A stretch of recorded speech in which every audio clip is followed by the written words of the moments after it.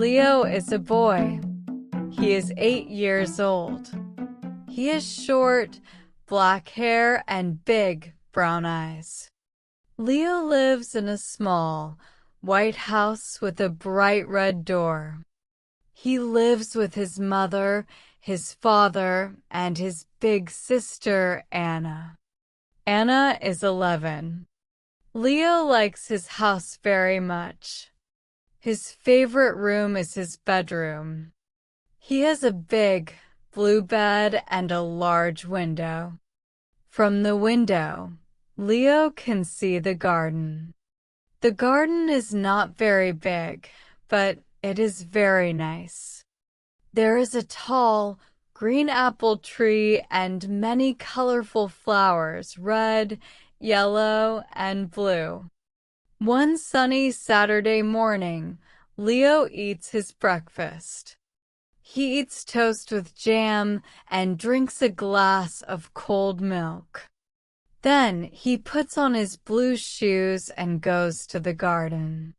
He wants to play with his favorite red ball. In the garden, Leo throws his ball up high. 1, 2, 3, he counts. But then he hears a small, sad sound. Meow, meow. Leo stops. He listens. Meow. The sound comes from under the big apple tree. Leo walks to the tree slowly. He looks down. There is a little cat. The cat is very, very small and very thin. Its fur is black and white, like a piano. It has big green eyes. It looks scared.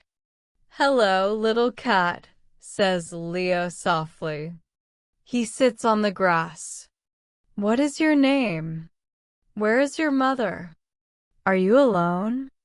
The cat looks at Leo. It says meow again. It is a quiet sound. Leo feels sad for the small cat. He thinks the cat is hungry. He stands up and runs to the house.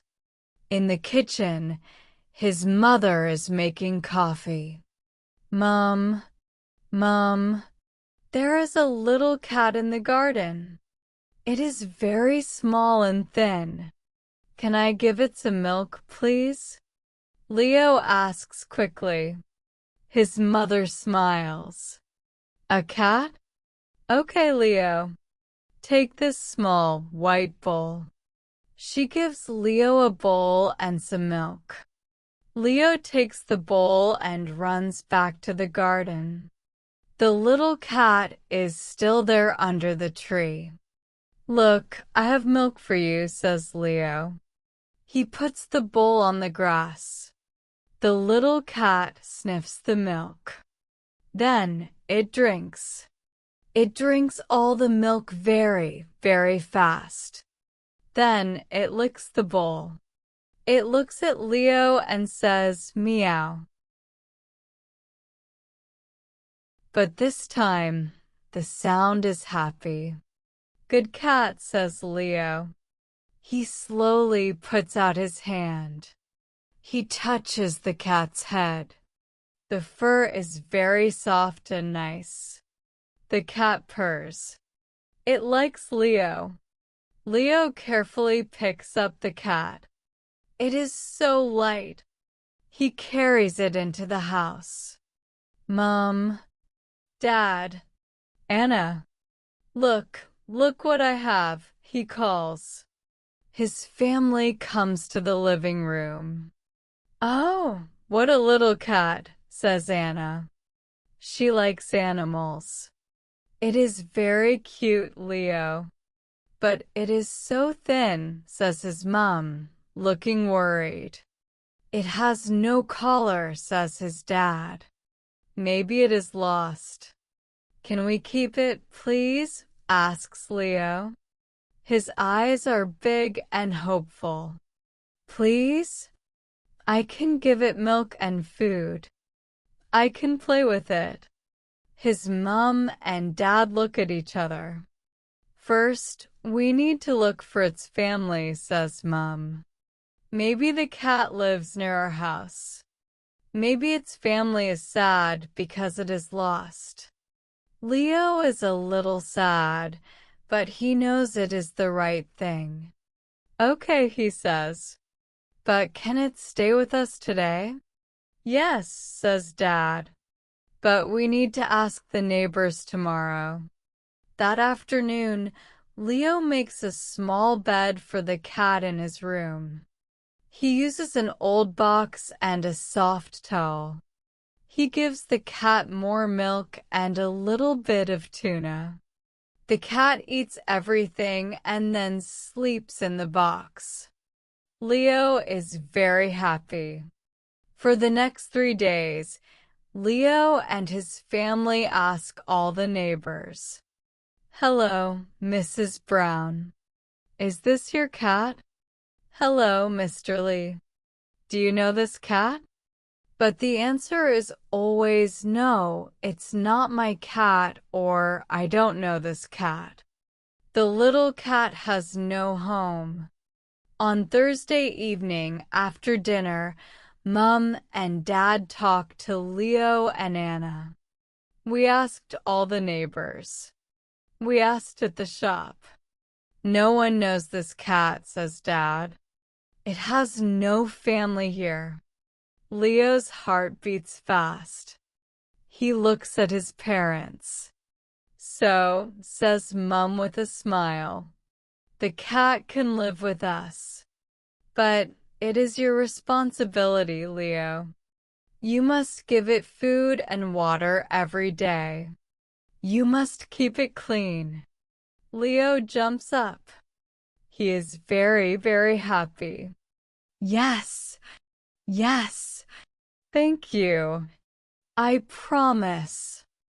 I will do everything, he says. He runs and takes the little cat in his arms. The cat purrs loudly. Now, we need a name for our new family member, says Anna. Leo thinks. The cat is black and white. It likes milk.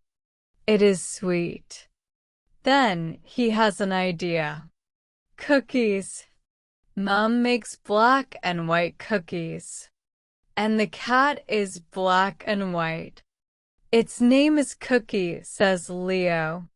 Cookie is a perfect name, says Anna. Mom and Dad agree. Welcome to the family, Cookie, says Dad. Now, Cookie has a real home. Every morning, before school, Leo gives Cookie fresh water and cat food. Every evening, he plays with Cookie in the living room. Cookie likes to play with Leo's red ball and a piece of string. At night, Cookie does not sleep in the box. It sleeps on Leo's big, blue bed next to Leo's feet. They are very happy together. One sunny afternoon, Leo is reading a book in his room. Cookie is sleeping on the bed. Then Leo hears a bird singing loudly in the garden. Cookie hears it too. It opens its green eyes, jumps off the bed, and runs to the open window. Before Leo can stop it, Cookie jumps out of the window. The window is not high, and Cookie lands in the soft grass. Cookie! No! Leo shouts. He runs down the stairs and into the garden. But Cookie is running. The bird is in the apple tree. Cookie runs to the tree and, very fast, climbs up, up, up. Now Cookie is high in the tree. The bird flies away, but Cookie is stuck. It is too high. It looks down and is scared. It cries meow. Meow. Leo is very worried. Cookie, don't be scared. I am here, he calls. But Cookie cannot come down. Leo runs to the house. Dad, Dad, help! Cookie is in the apple tree. It is very high and it is scared. Dad comes out. He looks at the tree. Oh, Cookie, you're a brave but silly cat, he says. Dad gets the big, yellow ladder from the garage. He puts the ladder next to the tree. It is almost as high as the tree. Be careful, Dad, says Leo and Anna.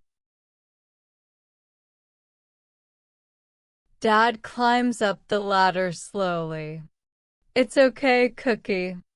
I'm coming, he says in a calm voice. When he is high up, he carefully takes Cookie in one strong hand. He holds it safely.